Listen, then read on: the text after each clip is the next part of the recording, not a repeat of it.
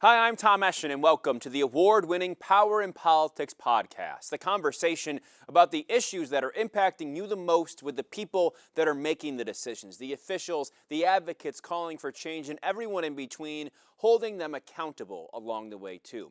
Today, we sit down with Robert Brooks Jr. on the heels of his face-to-face meeting with Governor Kathy Hochul. Robert Brooks Jr., the son of Robert Brooks, who was killed while in custody at Marcy Correctional Facility in December of 2024. Since then, there's been calls for change and prison reform. A correction officer wildcat strike also followed that video that went viral being out. We asked Robert Brooks Jr. about his meeting with the governor, about the video that continued to play over and over again for him and everyone around him and his family at the same time, and why he's joining a coalition and advocating alongside End Prison Violence. So listen to our podcast wherever you get your podcasts, at our Power in Politics podcast page, or you can watch on YouTube at CBS 6 Albany. We're here today with Robert Brooks Jr. Alongside End Prison Violence, and was at the state capitol today. And we got a lot to talk about, so thanks so much for taking the time to sit down with us, Robert. Appreciate it. Of course, thank you for having me. So you got the meeting with the governor. Let's first discuss how that all happened. You know, when did that begin, and what was it like?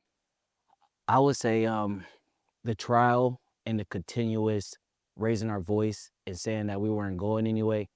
I think that was the real definition of how we got this meeting. Just staying focused, keep fighting for reform, and not letting the message die.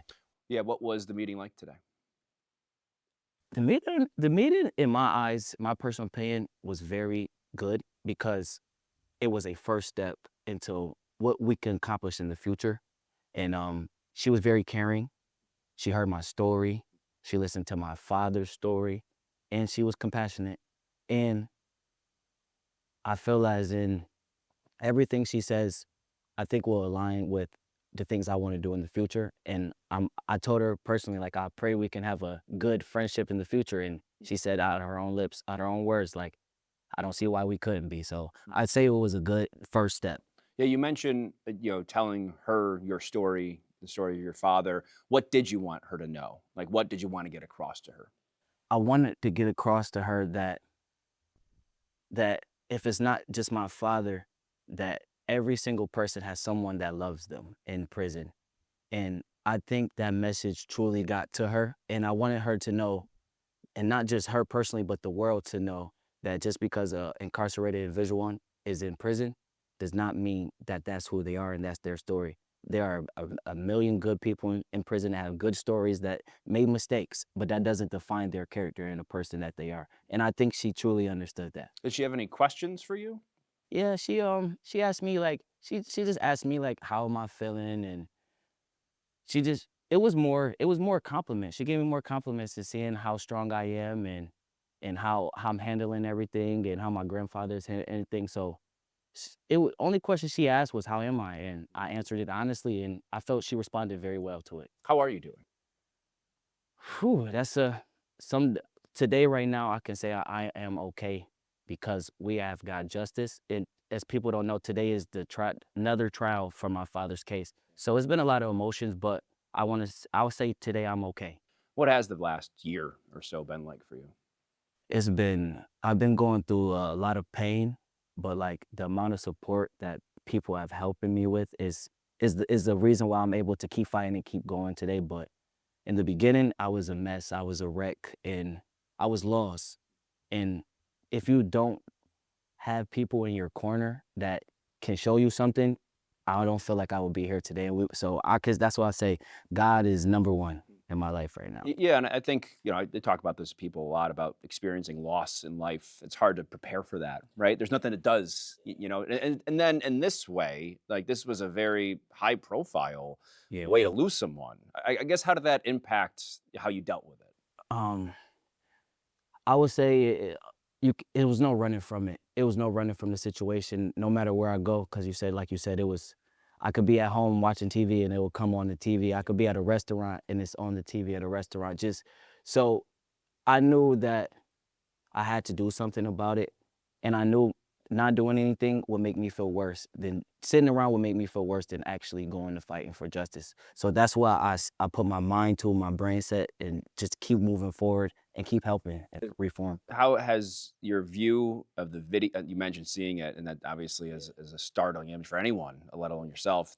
Has your understanding of it changed at all? Did the way you looked at you at all over the course of seeing it? I know it's a tough thing to I think about. mean, I will say every time I see the video, no, I don't have a different mindset of it. When I see it, it's disgusting to me. I have a harder time watching it now actually than it was in the beginning, and it's probably because it seemed like a cultural thing. Like it seemed like a regular day in the office for those personal individual people, and it just leaves me with disgust in my heart and in my mind. When it came to the trial, obviously after the fact, how did you feel about how the legal process played out and has played out? So the DA, Bill Fitzpatrick, he since day one, he's been phenomenal with helping me navigate, with giving me information, with making sure I'm okay with how the whole process goes along. So I can say like I am okay with how everything turned out. You know, in the eyes of the justice, I feel as me and our family, we got justice for the people that hurt my father. And I think that it goes now to what you're here for, right? And it goes back to the governor and because of what happened to your father and expanding beyond that. When in this process, you mentioned, obviously it's motivated you to speak for others. When did you feel like I need to use my voice? Was it immediately? Did it take some time? Was it anything you heard, said, listened to on the news? I feel like it was immediately, and the only reason I'll say immediately is because my father raised me, and he raised me to be strong and never give up. And I felt as if I didn't take the steps I did, I don't think the video would have gotten out. Or I feel like we wouldn't have got justice if I didn't fight immediately right after. I don't feel like we would have got the justice we would have gotten. So I'm a firm believer that I needed to go in right away and help, not just me but others as well. You mentioned, him raising you, and I think that people probably only know Robert Brooks from that video or as an incarcerated individual, right? For you, I guess, what would you want people to know about him outside of that?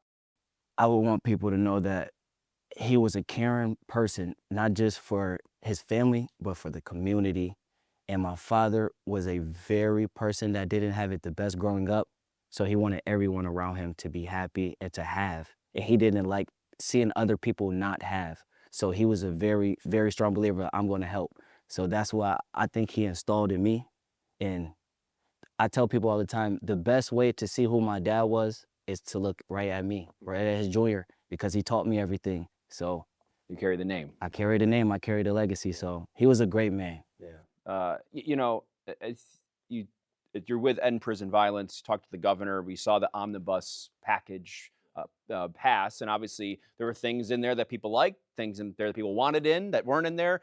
Where are we when it comes to that? What are you looking to now do moving forward here? So like everyone says, I feel as these bills were already supposed to be in place. These are bills that's small, that should already be in place. So I understand when people feel a certain way about the bills, but people need to know this is not a stop. This is not the end for me. This is not end for our family. This is not the end of end prison violence. This is the start, and we just got our foot in the door. So let us work. Let us do what we got to do, and we're more than welcome to hear everyone else's opinion so we can figure out what is the best.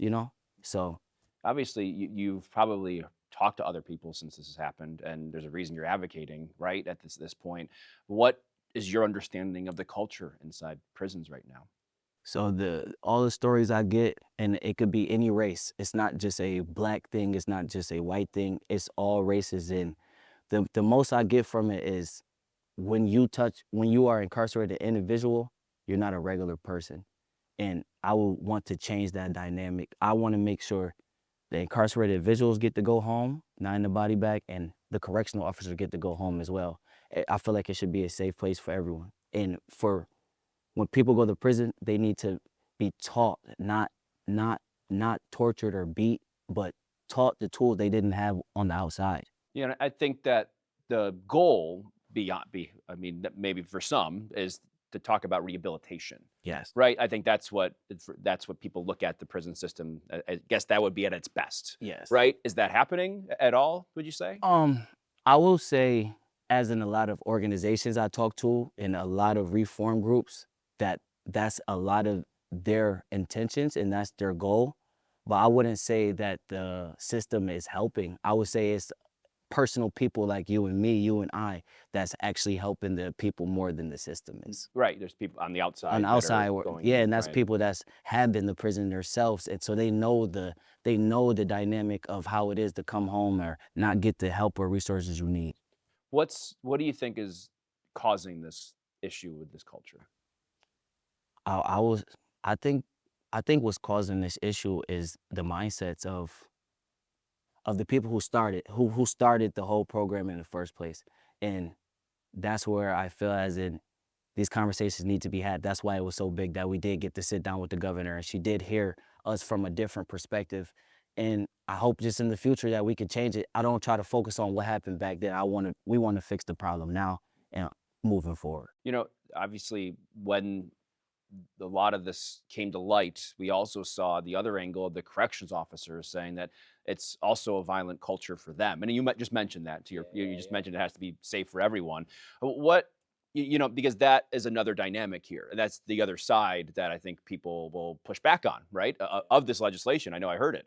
What is your response when they say, well, the corrections officers, they're the ones that are in danger. They're the ones that don't have the safety that they should because of what's going on inside. When I hear and see those comments, the first thing I think is this is what you guys signed up for. You guys, I feel as everyone needs to be safe. Let us not get that wrong. I feel as the correctional officers, they need to be safe because not all of them are bad. It is a lot of bad apples, but not every single. I met some correctional officers that we had great conversations and we talked about what could possibly happen if that dynamic changes. But you signed up for a job, and I feel as you do your job the right way. You took an oath, and you have to oblige by your oath, no matter how you feel. I feel like a lot of that happened when the death of my father occurred. That's when a lot of more they went on strike, certain stuff, and it just. I think it was. This is the first time someone's being held accountable, and it was scary for them. So, just hoping for the best outcome of everything. And why, then you have some that talk about victims and say, why aren't we talking more about the victims of those that were incarcerated and putting so much pressure on these correction facilities when they say, well, they're in there because they committed a crime and they're paying their due, they're paying their debt to society. What do you make of that? Because that's also something that we've talked about with others too. But when someone says, well, what about the victims of those that are incarcerated?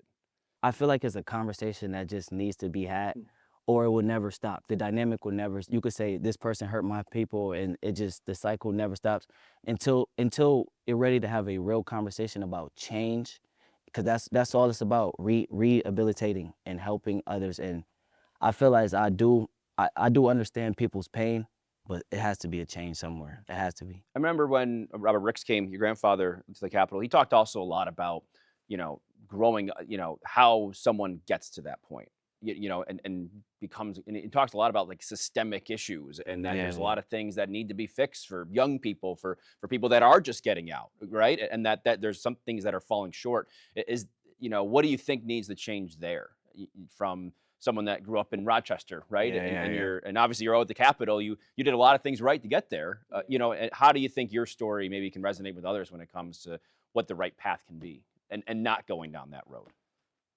So yeah, I feel as in like you just have to find your purpose, whatever your purpose is in your heart, and you have to go the right direction in it, because it is easy to go left. I tell people that all the time. It would be easy for me to just be angry and to be doing the wrong things. It's harder to do the right things.